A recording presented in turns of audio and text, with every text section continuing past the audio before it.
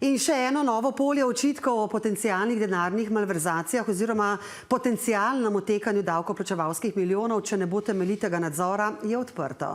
Obrambni holding Dovoz, za katerega Anže Logar iz Demokratov opozarja, kraje desetletja na steroidih oziroma orožarski holding, ki bo odločal o milijardah, vzpostavlja pogoje za gojišče prihodnje korupcije. Na drugi strani, na vladni strani pa predvsem šefom nadzornega sveta Dovoza Damirjem Črnčecem kot idejnim vodjo projekta, postopki bodo pregledni in skladni s korporativnimi standardi in da želi Slovenijo vrniti v čase pred osamosvojitvijo, ko je pri nas cvetel vojaško-industrijski trg. Gospod Vovk, gospod Logar, pozdravljena, dobrodošla. Najprej, gospod Logar, še vztrajate pri tej izjavi kraj desetletja na steroidih, ali so vas včeraj predstavniki Dovoza na predstavitvi prepričali, da bi že prej potrebovali takšen holding? V bistvu sem še bolj prepričan za to izjavo, namreč oblikovanje neke javne razprave v nadzorovanem okolju, kot je bila včerajšnja javna konferenca, torej pogovor 1 na 1 z idejnim očetom orožarskega holdinga, seveda ne prepriča, da ima država oziroma vlada res iskrene namene. Ravno danes smo glasovali v državnem zboru o mojem poslanskem vprašanju, da se o orožarskem holdingu napravi javna razprava, pa so vsi glasovali proti, tako Gibanje Svoboda kot SDS. Torej SDS in Gibanje Svoboda skupaj. Gospod Vovk, kaj pravite, sprejmete te argumente? Glejte, bom rekel, tako da tole naše dete še dobro shodilo, ni pa že deležno očitkov, da bo kriminalc, da bo korumpiran, da bo vse narobe z njim. In jaz ne vem zakaj. Čemu te očitki? Čemu vnaprej sesuvati nekaj, kar je fantastičen projekt in je bilo dokazano tudi z ogromno prisotnostjo gospodarstvenikov, predstavnikov gospodarstva na včerajšnji konferenci, ki verjamejo v dve stvari. Prvič v slovensko znanje in drugič v sposobnosti slovenske industrije. In mi v to verjamemo, ker alternativa je pa to, da kupujemo orožje in znanje drugje. Ne, ni treba. Imamo svojega. Torej kupujemo drugje znanje in orožje, gospod Logar? Ne, tukaj imate napačno postavljeno diagnozo. Slovenija zaradi zaveze predsednika vlade, pa tudi zaradi geopolitike, bo morala na leto investirati preko 2 milijardi evrov svojih sredstev. Poleg tega, pa kot je predsednik vlade v odgovoru na moje poslansko vprašanje povedal, bo SDH še s svojimi vložki, torej profiti naše srebrnine, vlagal, gradil, odtegoval podporo določenim podjetjem za zaprtimi vrati. Skratka, sredstva bomo tako ali tako namenili. Pozornost demokratov pa sledi temu, kdo bo imel nadzor nad to porabo sredstev. In trdite parlamentarni. In če je nadzor, če je to organizirano znotraj, ne vem, sektorja za logistiko na Ministrstvu za obrambo, imamo tudi parlamentarni nadzor. Če je pa to za zaprtimi vrati na SDH-ju, se pa tisti, ki odločajo o milijardah, izognejo parlamentarnemu nadzoru, potem je zakon o dostopu do informacij javnega značaja, poslovna skrivnost, poslovna tajna. Gospod Vovk, torej, zakaj ne parlamentarni nadzor, ko gre za milijarde davkoplačevalskega denarja? Tle gre za neke jasnovidske sposobnosti, ki jih jaz moram reči, da jih ne vidim. Nadzor bo tak, kad si ga kakršnakoli družba pač zasluži. In govore o orožarskem, kaj že holdingu, zakaj orožarskem? A so sateliti, ki jih pošiljamo v vesolje, orožje? A je hrana, ki jo jedo vojaki, orožje? Ja, če ti kdo konzervo vrže v glavo, pa je lahko tudi orožje. Ker tudi za to gre. A je kibernetska zaščita orožje? A je znanje, ki ga imajo slovenska podjetja na področju kibernetske zaščite, ki je cenjeno tudi v Bruslu, na NATO, uporabljajo naše kriptorešitve. A je to orožje? Ne. S tem se brani tisto, kar ime Dovoz pomeni. Ne samo obramba, ampak tudi varnost in odpornost te države. In kot je rekel predsednik vlade, pred naravnimi ogrožanji in pred človeškimi ogrožanji. Naravni so požari in poplave, človeške so pa človeške neumnosti. Terorizem, vojne, množične migracije. Zakaj orožarski holding? Sej sogovornik, gospod Vovk, se izogne pravemu vprašanju. Lejte, vse države Evropske unije, razen v pomembnem delu Madžarska in deloma Poljska, imajo pri investicijah v obrambne izdatke, ki bodo v naslednjem desetletju izjemni, ne vem, če se zavedate, 2 milijardi evrov.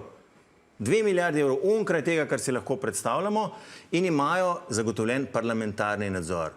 BMWG, Nemška, vsako leto pride pred poslance in predstavi vsako investicijo nad 25 milijonov evrov, tajne dokumente, vse.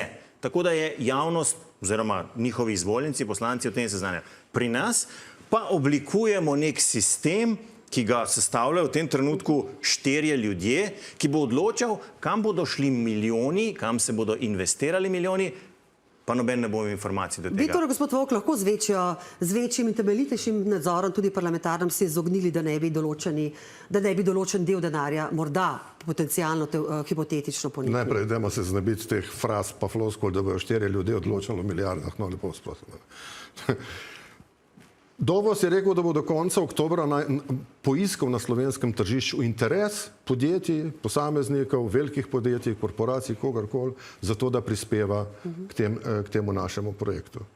In v tem našem projektu bojo vsa varovala, ki so potrebna. Najbolj podobno je resnično sistem, kot ga imajo na Poljskem, PGZ, ki pa fantastično deluje. Poljska je danes ena od držav, ki najhitreje razvija svoje obrambne sposobnosti, ne samo obrambne, ampak tudi druge.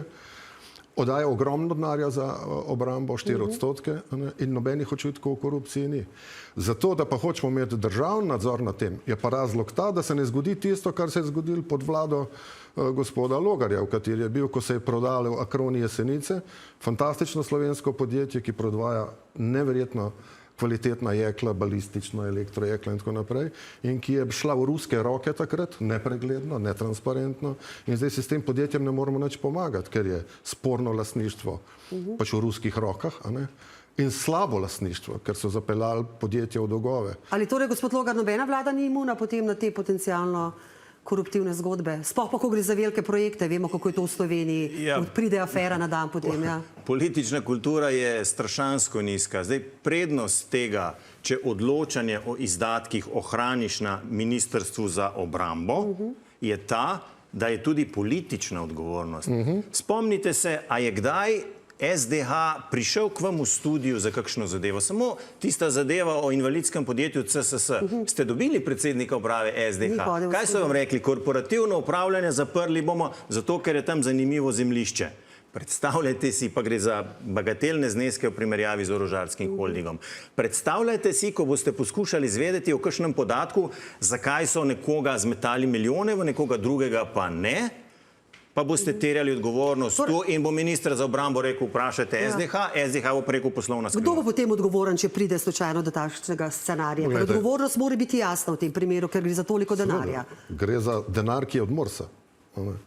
In gre za holding, ki bo pomagal usmerjati v projekte, ki jih ta država najbolj potrebuje. Naj povem to plastično s tem, da ko smo bili pred 2 leti, smo sedeli svetovalci za nacionalno varnost NATO držav v Davosu na posebnem srečanju in tam so mi kolegi takrat pripovedovali stvari, da sem se zelo čudil, skratka. Oni so to že imeli v svojih državah. Jaz sem prišel domov paničen, pa sem rekel, dajmo še mi pohteti, ker so mi rekli kolegi, da trenutno Evropska unija kupuje 60% orožja skoraj v Ameriki. Načrt pa je, da v 5 letih to prepolovimo, da bomo kupovali doma orožje. Mi v Sloveniji od svojih podjetij, Francozi od francoskih in vsi skupaj od skupnih projektov. Ne omenem projekt IRIS-T, nemške moderne in blazno uspešne rakete, v katerem je 17 držav skupaj dalo denar za razvoj te rakete in ko bomo mi to raketo kupili, bomo plačali isto ceno kot Nemci. Glejte, to je smisel teh holdingov, to je smisel krepitve obrambe Evrope. Ampak gospod Logar govori o nadzoru. Nadzor bo pa tak, da verjamem, da se ne bo nikoli zgodilo tisto, kar se je zgodilo pod vašo vlado. Ja, Damir Črnčec bo nadzor. Ravno v tem je bistvo. Gospod Vovk poskuša zamegliti dejstvo, da vlada umika iz nadzora javnosti odločanje o orožju, o orožarskih poslih, o orožarskem holdingu. Še enkrat,